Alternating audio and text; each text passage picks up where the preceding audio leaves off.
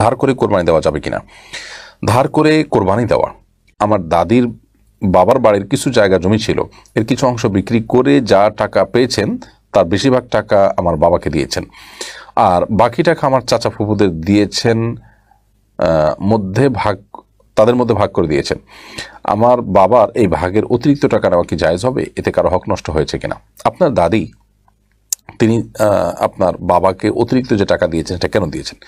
যদি ব্যাপারটা এরকম হয় যে অতিরিক্ত টাকা দিয়েছেন শুধুই এজন্য যে জাস্ট তার ভালো লাগে, তাহলে সেক্ষেত্রে অন্যদেরকে ক্ষতিগ্রস্ত করে একজনকে বেশি টাকা দেওয়া এটা জায়েজ নাই। সেটা আপনি আপনার বাবাকে বলবেন, তিনি যেন তার সেই ভাগটা, অতিরিক্ত ভাগটা তার অন্যান্য ভাই যারা আছেন তাদের মধ্যে সমান হারে বা যার যতটুকু প্রাপ্য সে হারে বন্টন করে দেয়। আর যদি এমন হয় যে আপনার বাবাকে অতিরিক্ত দেওয়ার বিশেষ কোনো যৌক্তিক কারণ আছে, তিনি দুর্বল, তিনি পিছিয়ে পড়া আছেন, সেজন্য তাকে তিনি হেল্প করেছেন, অথবা তিনি অসুস্থ সেজন্য তাকে তিনি চিকিৎসার জন্য টাকা দিয়েছেন, তাহলে সেটা জায়েজ হতে পারে। মামুন রহমান আপনি লিখেছেন, ধার করে কোরবানি দেওয়া যাবে কিনা।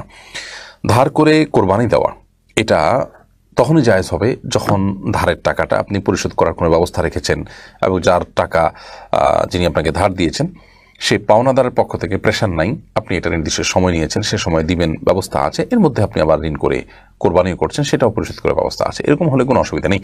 আর যদি ব্যাপারটি এরকম হয় যে পাওনাদারের পাওনার দেওয়ার জন্য চাপ আছে, আপনি সেটা না দিয়ে বরং উল্টো আরও ধার করে কোরবানি করছেন, তাহলে সেটা অবশ্যই জায়েজ নাই। কারণ সেক্ষেত্রে আপনি অন্যের অধিকার যেটা আদায় করা আপনার বেশি কর্তব্য, বেশি গুরুত্বপূর্ণ আপনার জন্য, সেটা বাদ দিয়ে আপনি তার চাইতে কম গুরুত্বপূর্ণ কম্পেয়ার যখন করবো আমরা, মানুষের অধিকার আদায় করা এটা আপনার জন্য কোরবানি করার চাইতে বেশি গুরুত্বপূর্ণ, আপনি দেনামুক্ত হওয়া, ঋণমুক্ত হওয়া, সেজন্য সেটা আপনাকে করতে হবে।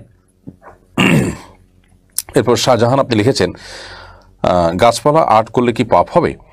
গাছপালা যদি কেউ আর্ট করেন তাহলে সেক্ষেত্রে সেটা গুনাহ হবে না। কারণ হলো এটা প্রাণী নয়, গাছপালার মধ্যে প্রাণ আছে কিন্তু তারা প্রাণী নয়, যেহেতু প্রাণী নয় অতএব তাদের ছবি অঙ্কন করলে কোনো গুনাহ হবে না। নবী করিম সাল্লাল্লাহু আলাইহি ওয়াসাল্লাম প্রাণীর ছবি অঙ্কন করতে আমাদেরকে নিষেধ করেছেন, সেগুলো শয়তানের বাহন এবং নানাভাবে সেগুলো দ্বারা আমরা ক্ষতিগ্রস্ত হই। আল্লাহ তাআলা পক্ষ থেকে কোনো হারাম যখন হয় তখন সেটি এমনিতে হয় না, সেটা আমাদের কল্যাণার্থেই হয়। বিধায় প্রাণীর ছবি অঙ্কন করা থেকে আমরা বেঁচে থাকবো এবং সেগুলো ঝুলিয়ে রাখা, টাঙিয়ে রাখা, সংরক্ষণ করা থেকে আমরা যথাসম্ভব বিরত থাকবো। একান্ত আইডেন্টিটি ইত্যাদির জন্য যদি করতে হয় সেগুলো আমরা প্রদর্শন করে রাখবো না।